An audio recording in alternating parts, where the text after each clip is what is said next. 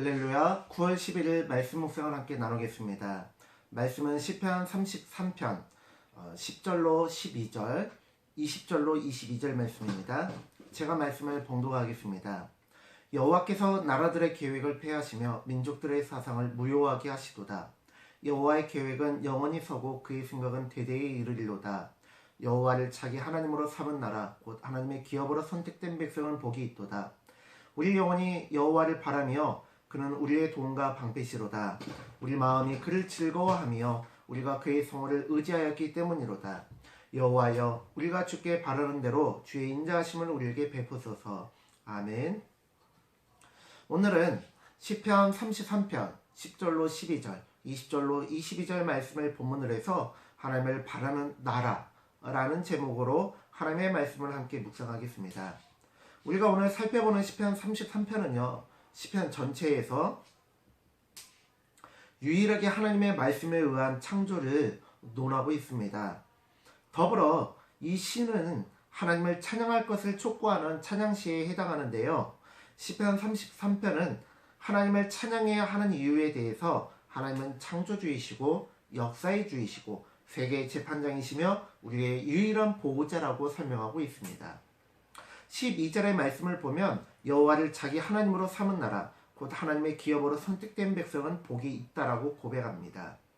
여호와를 자기 하나님으로 삼은 나라라는 것, 여호와를 자기 하나님으로 삼았다라는 것은요 곧 하나님의 말씀대로 살 것을 결단한 백성이라는 뜻입니다. 또한 20절에서 고백하기를 우리 영혼이 여호와를 바라며 그는 우리의 도움과 방패라고 합니다. 우리 마음이 그를 즐거워하는 것은 우리가 그의 성호를 의지하였기 때문이라고 하는데요.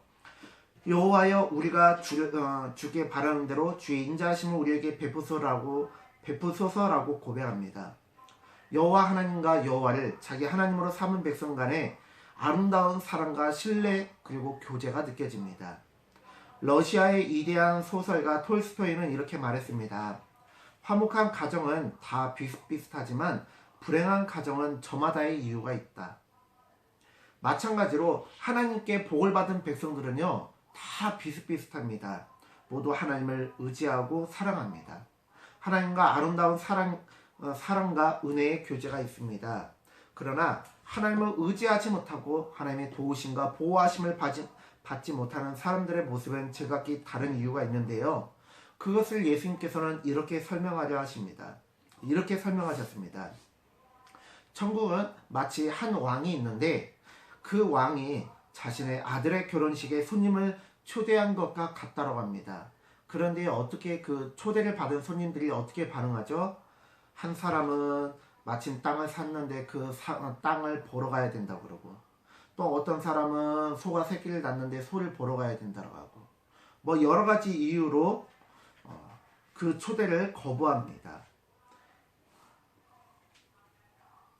각각 자신의 욕심과 생각과 판단대로 살아가고 하나님의 일은 우선순위에서 밀려나고 있습니다. 우리는 어떻습니까? 우리의 눈은 하나님을 바라보고 있습니까? 여호와를 나의 하나님으로 삼고 계십니까?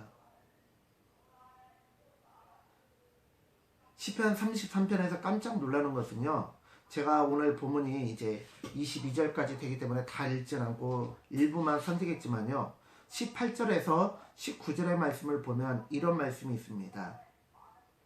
여호와는 그를 경외하는 자, 곧 그의 인자하심을 바라는 자를 살피사 그들의 영혼을 사망에서 건지시며 그들이 굶주릴 때에 그들을 살피시는도다 라고 합니다. 18절에 이 여호와는 살피사라는 것을 원어로 살펴보면요, 엔 야훼, 즉 여호와의 눈이라는 것을 풀어서 설명한 것입니다. 여호와의 눈은 늘 우리를 바라보고 계시대요. 어떻게 해요? 마치 우리가 아기를 낳고 그 아기가 막 이제 몸을 뒤집고 그러면은 어떻게 해야 돼요? 언제나 보호자가 있어야 돼요. 너무나 안타까운 얘기지만 한 10년쯤 됐나? 저도 그 뉴스 보고 항상 아기를 바라봐야 된다는 것을 경험하게 되는데, 마침 그때가 명절에 나온 뉴스라 막 마음이 아팠어요. 어떤 뉴스냐면요, 이제 갓난쟁이가 있는데 막 뒤집기를 시도하는 그 아기가 있는 집이었어요. 아기가 이제 잠드니까 그 아기를 안방의 침대 위에 이제 놓고 부모님하고 이제 할아버지 할머니가 거실에서 이제 같이 담소도 나누고 있었어요. 그런데 한 시간쯤 지났나 아기가 잘 자고 있나 보려고 갔는데 아기가 벽하고 침대 사이에 껴가지고 숨져 있었다라는 거예요. 그러니까 아기가 이제 뒤집기를 하고 하니까 지가 혼자서 막 깨고 하다가 잠이 깼나 봐요. 아니면 잠이 깼는지 어땠는지 모르지만 막 뒤집기를 하고 하다가 낀 거예요. 깼는데 꼈으면 이제 막 울고 했어야 되는데 그 침대에 입이 침대에 막 입이나 그렇게 막히니까 울어도 소리가 안 들렸던 거예요. 그만큼 아이는 언제 어떻게 될지 모르기 때문에 부모가 그리고 보호자가 늘 지켜봐야 돼요. 그런데 하나님께서 마치 아이를 바라보듯이 하나님은 우리를 바라보고 있대요. 왜? 우리가 하나님의 우선순위, 영순위이기 때문에 그렇다는 것입니다. 그런데 우리도 그 하나님을 영순위로 생각하고 하나님의 도우심을 바라야 하나님께서도 우리를 도우실 수 있는데 하나님께서 우리를 돕고자 하는데 아니요, 하나님 잠시만요. 제가 할게요. 제가 알아서 할게요. 거부하기 때문에 돕지 못하신다는 것입니다.